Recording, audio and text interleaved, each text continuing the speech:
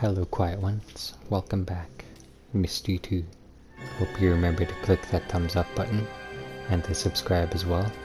Plus I hope you enjoyed today's video. And now the witch's ghost haunts the town, right? No, Mr. Smarty Pants.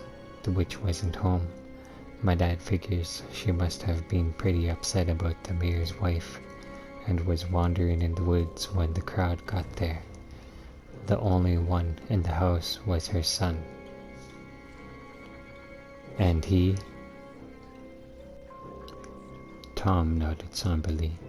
My dad said the witch promised she'd have justice for her son's murder, but since the one mostly responsible was the mayor, she didn't trust the courts would find him guilty. So she took the cleaver she used to cut up the ingredients for her potions and went into town. She used a spell to find out who had burned her house, and night by night snuck into their rooms and hid under their beds. While they were sleeping, she snuck out and used her magic to make her voice sound like their mother's. She confronted them with what they did, then listened to what they said while they were only half awake. If they were honest and admitted to the killing, she gave them a kiss on the forehead and left. But if they lied, she took her cleaver and chopped off their heads. I smirked. That's pretty unbelievable. They didn't realize it was the witch killing people. Why didn't they get another crowd together and burn her at the stake? Why did the witch give them a chance to confess instead of just killing all of them? Tom shrugged again. Look, that's just what my dad told us.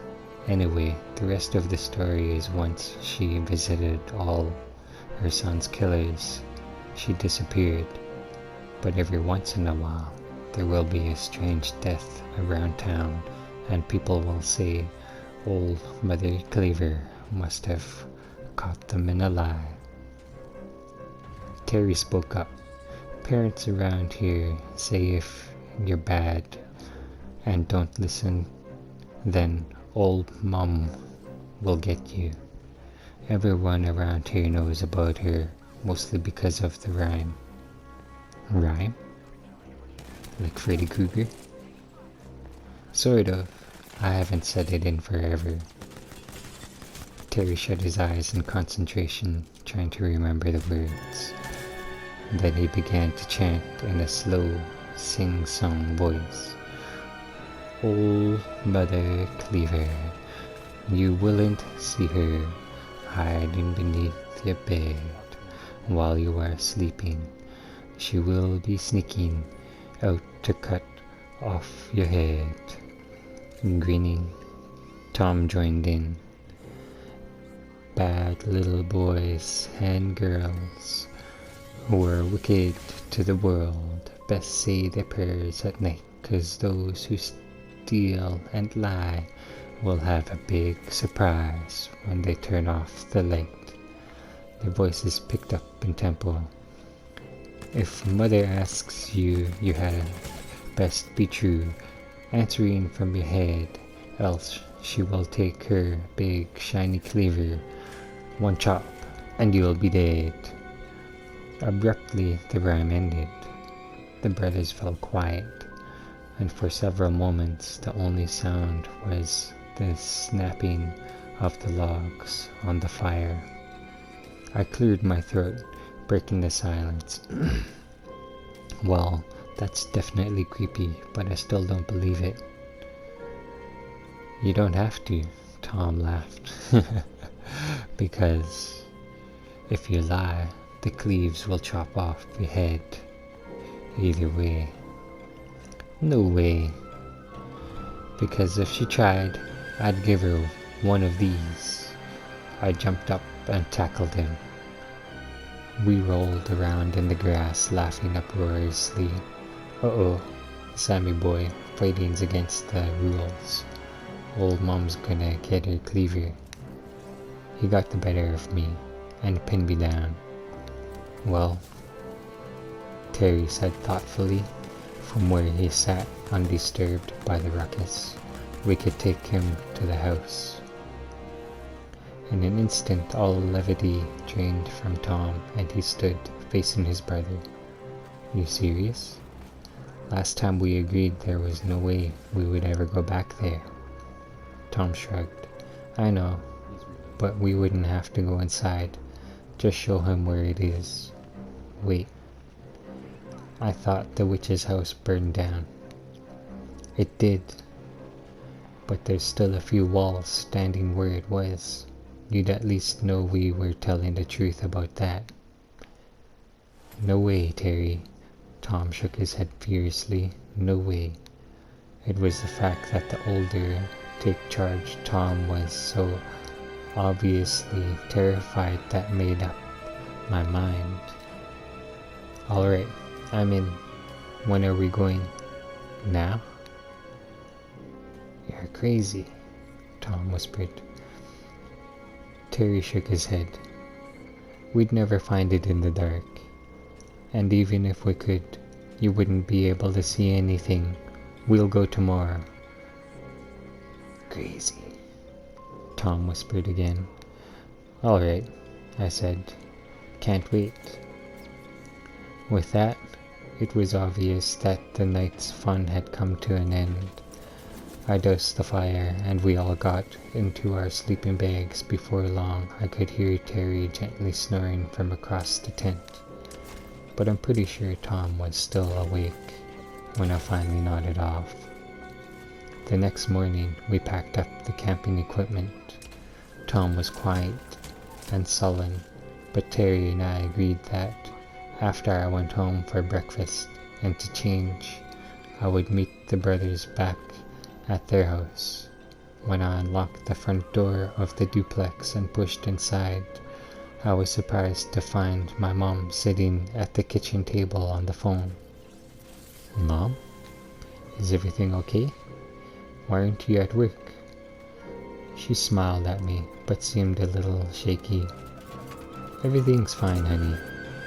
I called your dad about some things, and we got to talking, so I'm going in a little late today. Did you have fun with the boys? I frowned. Yeah, I'm meeting them again in a little bit. Just home to change. Okay, hun. Sounds good. I'll tell Dad you said hi. Okay. I walked down the hall to my room, but kept the door cracked, so I could try to listen to my mom's conversation. I couldn't hear much, but I could tell from her tone that she was agitated. After a couple of seconds, I decided it was none of my business and shut the door. I got dressed and headed back through the kitchen. Bye, Mom. Love you. Tell Dad I love him too. Okay, honey. She nodded absently. Have a good day. You too. I picked my bike up from the lawn and headed to meet the brothers. My mom's conversation rolling around in my head. Terry met me outside. Ready to go? You'll want to leave your bike here. You'd have to walk it most of the way through the woods. He frowned, looking at my face. Everything okay? Huh? Oh yeah. It was just weird. My mom was late to work and seemed upset. She was talking to my dad on the phone, though, so probably not anything I can do about. I craned my neck to look behind him into the house. Where's Tom? He's still steamed that we're going to the witch's house. Really? How come? Terry shrugged. We had a bad experience last time we went there. I looked at him, waiting for more. And you're both crazy for wanting to go to that house. Tom pushed his way through the screen door onto the stoop. But there's no way I'm letting you go alone. Terry smiled tightly. Come on, Sam. He walked around to the backyard and into the adjoining woods.